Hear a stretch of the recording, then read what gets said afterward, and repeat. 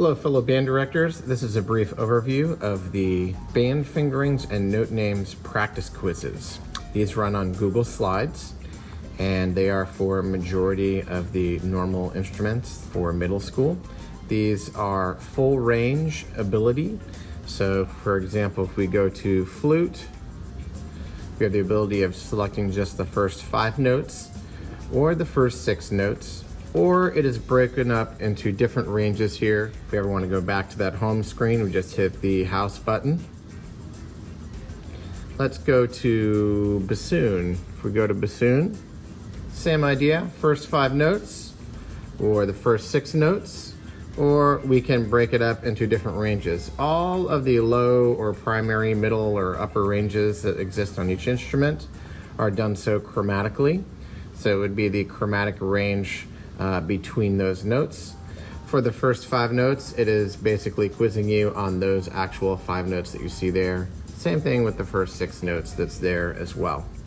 A couple other features that this has, if we go to oboe, for some of the primary things that we do for the first 5 notes and the first 6 notes, we have the ability of choosing if we're going to be using the forked F or regular F fingering, or we can do a version that practices both. In addition, if we look at an instrument like French horn,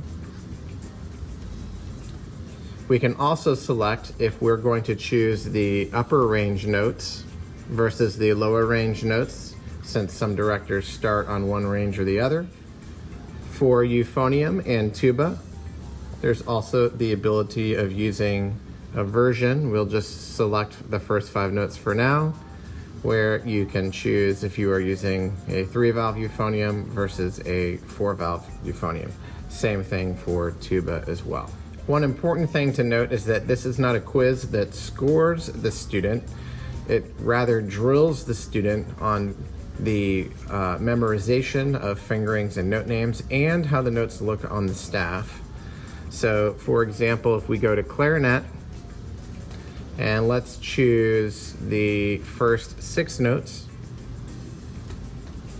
Okay, so we're first identifying the fingering. We know that that's an E. Okay, great. All right, we look at that finger and we know it's a C. Okay, great.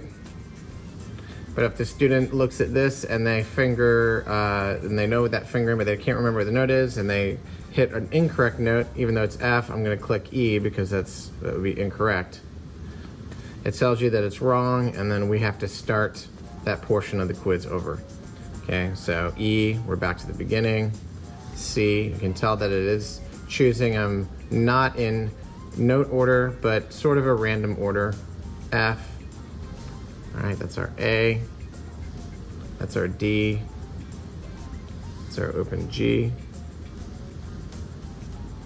Then you have to match the fingering to a note on the staff. So it's giving you the staff note and you have to choose which fingering goes with that particular note. So obviously that's a G, E,